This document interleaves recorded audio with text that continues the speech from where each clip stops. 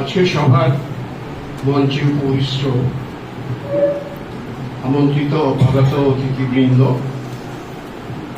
মঞ্চের সম্মুখে উপস্থিত এতদ অঞ্চলের শুভবুদ্ধি সম্পন্ন মানুষ,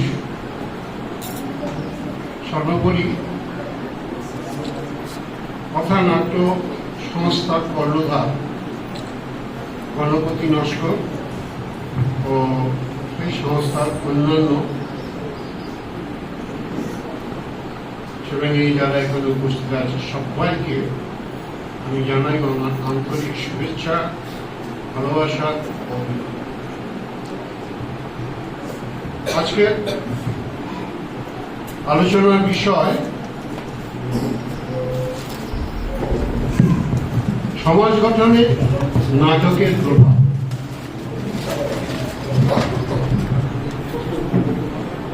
ভীষণ কঠিন ব্যাপার, কারণ বর্তমানে সমাজ ভীষণভাবে অসুস্থ। আজকের দিনে সমাজ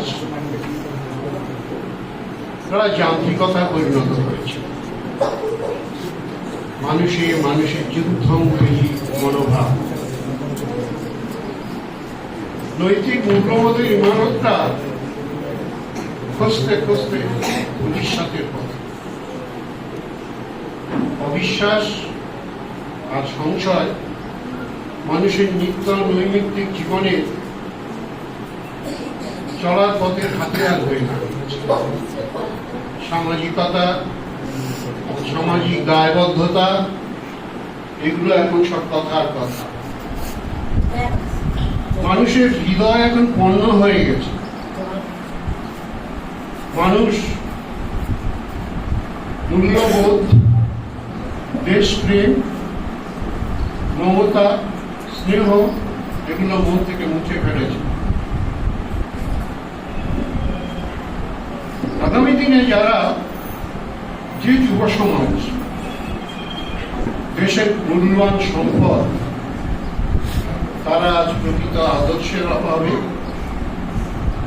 নতুবা প্রকৃত শিক্ষার অভাবে তারা পথভ্রষ্ট হয়ে দিশাহারা হয়ে পড়েছে।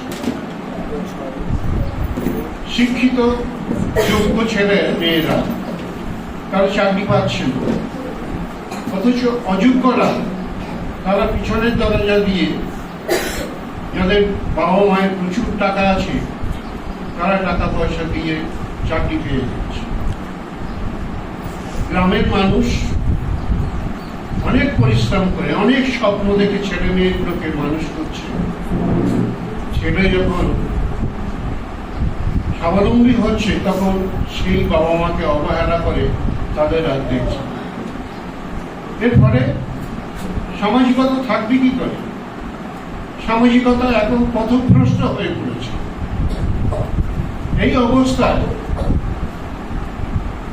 কথানাট্য সংস্থা এবং তাদের যারা নাটক করে,